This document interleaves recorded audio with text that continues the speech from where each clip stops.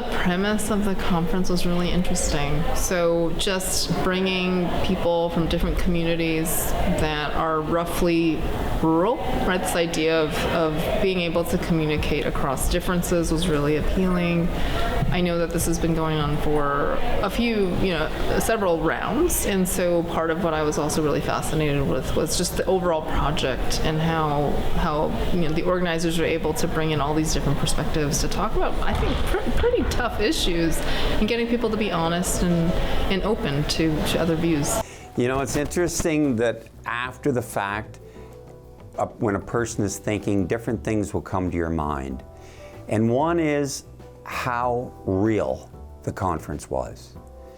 And when I say that, I mean the speakers spoke from the heart. The comments, the questions were very forthcoming and honest. It wasn't just in saying, let's have conversations about what matters most in our communities. And it's okay if your opinion is different or your perspective is different, or you might have different information that I might consider. It wasn't just about that. We were also trying to provide opportunities where different perspectives were modeled. There was a panelist yesterday that said some things that I really disagreed with. I went and had a conversation with him and told him what I disagreed with, why I disagreed, and there's definitely been a good amount of times where I've changed someone's mind because they have this ignorance and they want to kind of run away from the problem just because they don't have all that knowledge, and they're I guess a little scared to know it, right? But then if someone comes up to them and says, hey, this isn't true and this is why and this is the proof, right?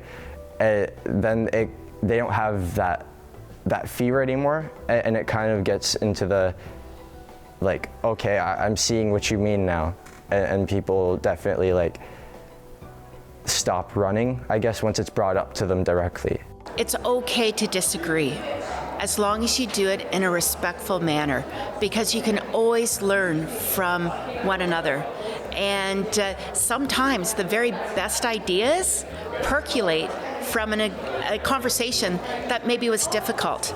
But I encourage everyone to understand that it's okay to, as I said, to agree to disagree, as long as everyone is coming forward with their positions in a thoughtful manner that ultimately drives a thoughtfulness around next steps. It's very important to respect everyone. We live in a society today that is more polarized than it has been in the past. When someone has a perspective, listen to them, to hear, as opposed to responding. And that also gains respect. I learn every day in visiting, in chatting, and listening to what people's concerns and comments are. And then bring that into action, not only for today, for future generations that'll thank us for it. We're quite intentional about having sessions that encourage interaction. And I think this year we did a fabulous job of doing so. We had a lot of very interactive sessions, and they varied. Some of them were, tabletop discussion where folks could chat amongst one another. Some were more traditional keynote speaker type sessions. Others were nature walks led by Indigenous knowledge keepers. And I think having that variety was really important. And I think that really stems from the ethos of the CCRC, which is to have that dialogue throughout the planning process, and to never really be putting any barriers on the types of things we'd like to see and have discussed. I was really pleased to talk to Elsa Clark and Ellie Joseph about the ways that our lives intersect, and yet if you looked at us on paper, we would be completely different. And so there would be no expectation we would actually have a really heartwarming and connective conversation. I think one of the things that I've found surprising is how easy it's been to be in conversation with Ellie and Wendy. We're from very different backgrounds, very different cultures, very different spheres of expertise, but we had a couple of getting to know each other calls before the conference, and every time we've met it's been very comfortable. The three of us have been able to make really strong connections and hold space for each other in a way that's yeah, it's been a real joy to be part of. The session we had yesterday was very organic. The three of us had met on Zoom a couple of times before, and we really had no idea what we were going to talk about, but we just sort of delved into each other's energy, I think, and we all come from different countries, different walks of life, different ways of being, and it's amazing how community can develop in just, this talking session that we had. That itself, with three of us, is community.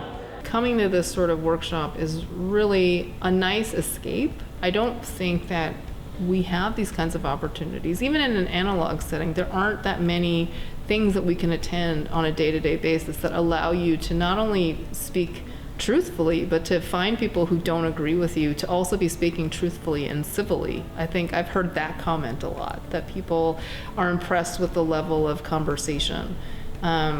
Because it's true that we do a lot of shortcuts in social life. And so I've heard people talk about, how outside of this context, they don't like sharing their political affiliation or the types of media they read because these are tells.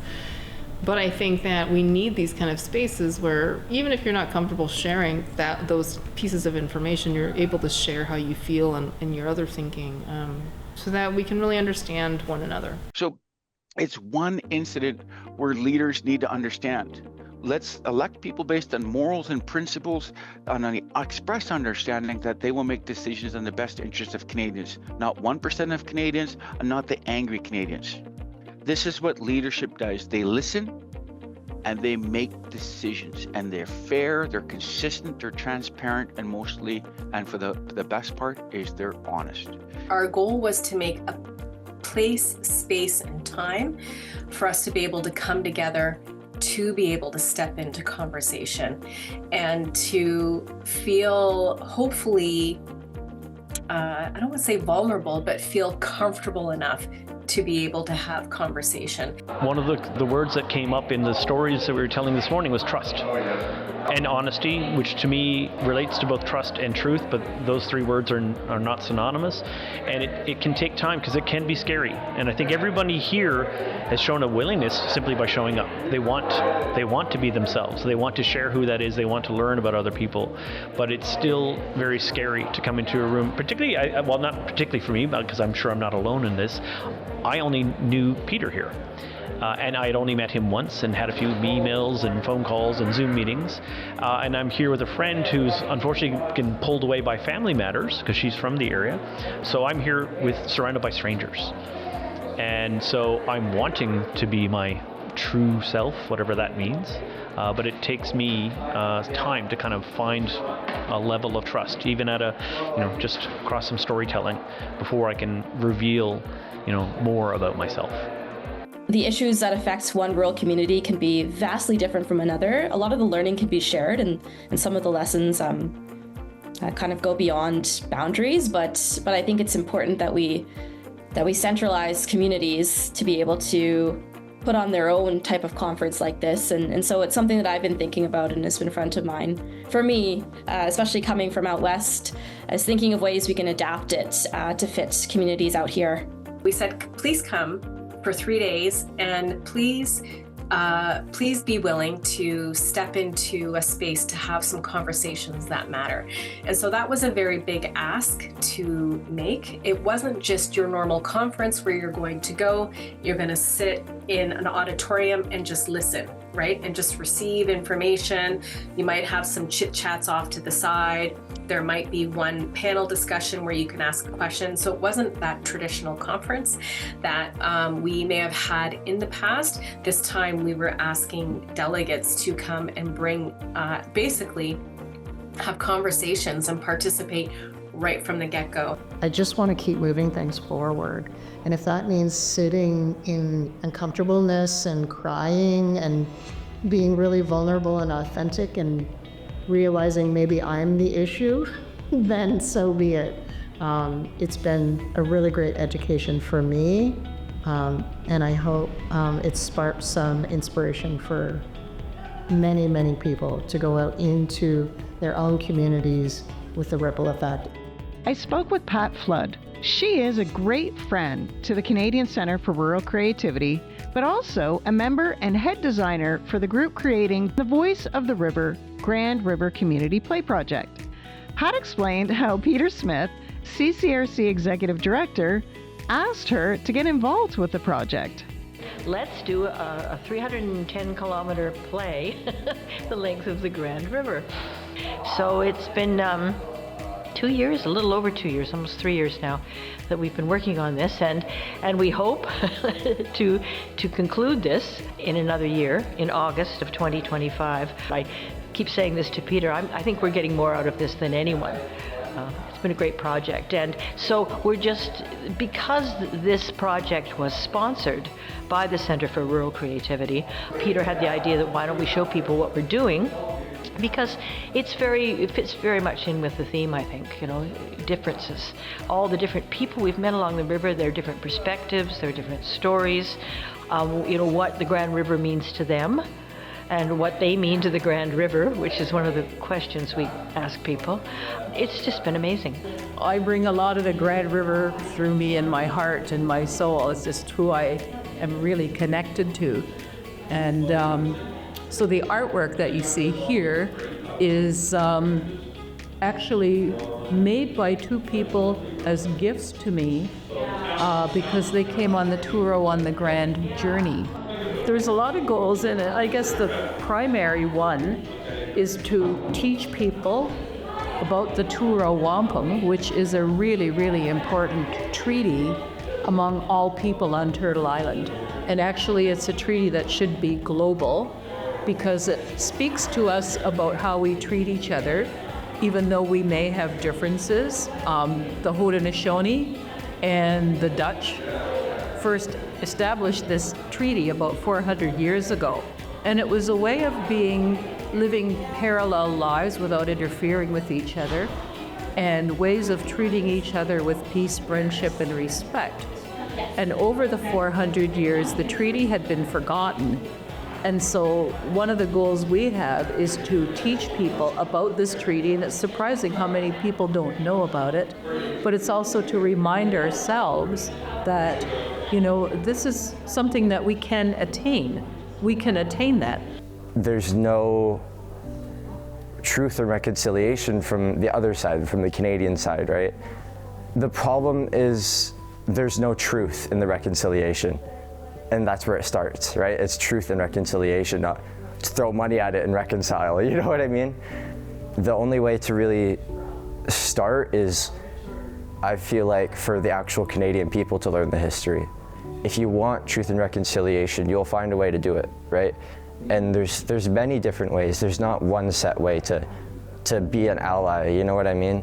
But it's just learning what's the closest res to you, right? And then what are their problems?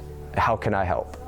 I mean, I've already had so many really good conversations with people around here, and I've noticed a lot of rural Canada has the same issues.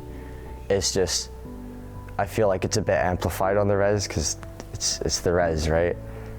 But it's nice talking to people that are having these concerns for their own community, and then I can step forward and say, well, yeah, this is happening to us too on this level, you know what I mean? And I've had a lot of beneficial conversations with people around here, and it's been really nice. When we say that the future generations supersedes the immediate need, I mean it. So I was raised for 10,000 years. Remember, I have problems disconnecting from that cellular knowledge, okay? We manage land and resources for future generations, but I live in a world of capitalism and colonialism that manages land and resources for now, at the expense of future generations and the environment. There's time to change. The problem is, will Canadians elect those individuals in? Obviously, being from a rural community, rural is important to me, and I wanted to kind of make sure that the EDCO platform included rural communities. How we did that this year was through the Pathways to Practice platform, where we invited communities across Ontario who had a good case study to share on different topics to come to the table, present those as opportunities. We're not in this alone, and maybe we shouldn't solve it alone. So when I saw those individuals take that stand,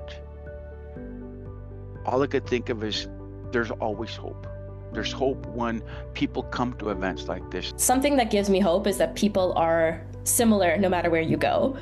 I think fundamentally people want to see their communities prosper, and although there may be challenges in them being able to express that appropriately, I think fundamentally people want what's best for others. You know, Canada is mostly rural, not in population, but you know, the geography and the communities, and it's where we get our resources, and our economy is built on the resources that we get. I'm hopeful for rural communities. I think they're a vital part of the fabric of Canada. Hey.